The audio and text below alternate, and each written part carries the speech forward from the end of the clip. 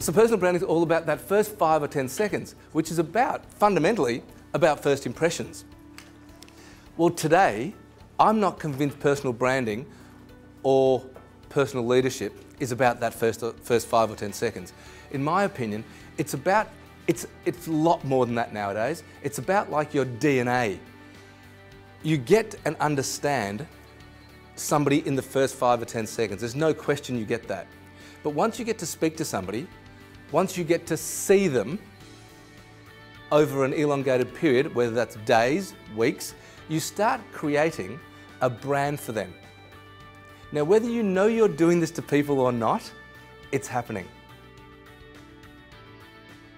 Are you aware that you've got a brand? The second question is, are you happy with that brand? Because they can be two completely different things. We get what we focus on. So when it comes to branding, you have to have a predetermined brand or a predetermined idea of what is it that I want to focus on? What is it the brand that I've got today? And what's the brand I want tomorrow? And it might not be the same, it might be different.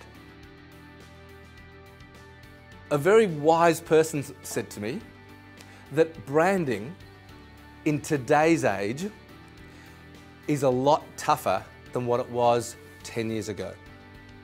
What's the biggest difference between 10 years ago or so and now? The power of the internet. Branding used to be what you put out. That's what branding was.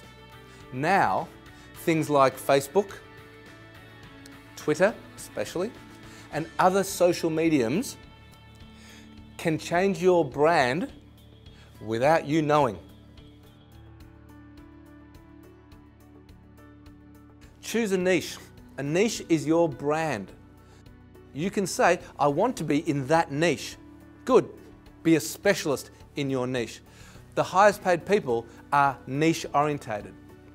If I want to be a GP, I get paid, and don't quote me on the numbers, $100,000 a year.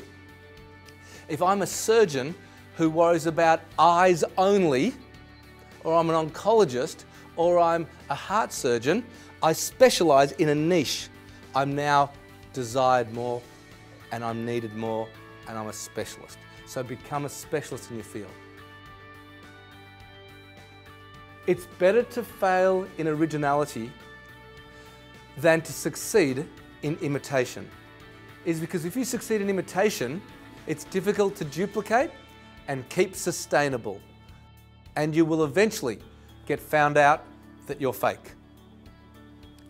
Whereas if you fail in originality, you know that that's you, and you know what to do to take the next step. We are the CEOs of our own companies, Me Incorporated and You Enterprises. So remember that. To be a leader, what's the one trait you must have? A vision. Are you a leader of your company, Me Incorporated, or are you a manager of your company? So, the real question is this. If you're a manager, somebody else has created your vision and you're just following it, or are you a leader that you created your own vision? The visionary or the leader of Me Incorporated says, hang on a minute, let me sit down and work out what do I want to do here. All right? You can give me your opinion, but I make the decisions in this company. I'm going to create a vision of this. That's what I want as my vision. That's what I want in my 2-year, 5-year, 10-year plan. So what do I have to do now to create that? I have to do this.